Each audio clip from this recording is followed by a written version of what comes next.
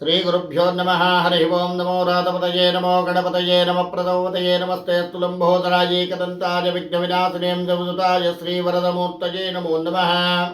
ಓಂ ಗಂಗಣಪತಯೇ ನಮಃ. ನೋಡಿ, ತಮ್ಮ ರಾಶಿಗೆ ಮಕರ ರಾಶಿಯವರಿಗೆ ತಮ್ಮ ಜನ್ಮ ರಾಶಿಗೆ 7ರಲ್ಲಿ ಸಂಚರಿಸುವುದರಿಂದ ಶಯನ ಸುಖ, ಸ್ತ್ರೀಭೋಗ ಸುಖ, ಧನಲಾಭ, ಭೋಜನ ಸುಖ, ಪುಷ್ಪಹಾರಾದಿಗಳಿಂದ ಸನ್ಮಾನ, ವಾಹನ ಸಂಚಾರ ಉತ್ತಮ, ಬುದ್ಧಿಶಕ್ತಿ, ಶುಭ ಕಾರ್ಯಗಳು ಜರುಗುವಿಕೆ, ಸರ್ಕಾರಿ ಕಾರ್ಯಗಳಲ್ಲಿ ಪ್ರಗತಿ, ಬಂಧು ಮಿತ್ರರಿಂದ ಸಹಾಯ, ವಸ್ತ್ರ ಖರೀದಿ, ಅನೇಕ ಜನಕ್ಕೆ ವಿವಾಹ, ಉನ್ನತ ಸ್ಥಾನ. ಈ ಕಾಲದಲ್ಲಿ ಶುಭ ಫಲಗಳೇ ಜಾಸ್ತಿ ಹೆಚ್ಚಾಗಿ ಕಾಣಿಸ್ತಾ ಇದೆ. ಈ ಕಾಲದಲ್ಲಿ ನಿಮ್ಮ ರಾಶಿಯವರಿಗೆ ಗುರುಬಲ ಇದೆ. ಈ ಕಾಲದಲ್ಲಿ ಉಪನಯನ, ವಿವಾಹ, ಗೃಹಪ್ರವೇಶ, ಮನೆ ಕಟ್ಟುವಿಕೆ, ಹೊಸ ಉದ್ಯಮ, ವ್ಯವಹಾರ ಸ್ಥಾಪನೆ ಹಾಗೂ ಎಲ್ಲ ಶುಭ ಕಾರ್ಯಗಳು ಸಹ ಮಕರ ರಾಶಿಗೆ ತುಂಬ ಅನುಕೂಲ ಕಾಣಿಸ್ತಾ ಇದೆ. ಆದರೂ ಸಹ ಇಷ್ಟು ದಿವಸದಿಂದ 7-8 ವರ್ಷದಿಂದ ತುಂಬ ಕಷ್ಟಪಟ್ಟಿದ್ದೀರಾ. ಈಗ ಗುರುಗ್ರಹ ಅನುಗ್ರಹ ಸಿಗ್ತಾ ಇದೆ.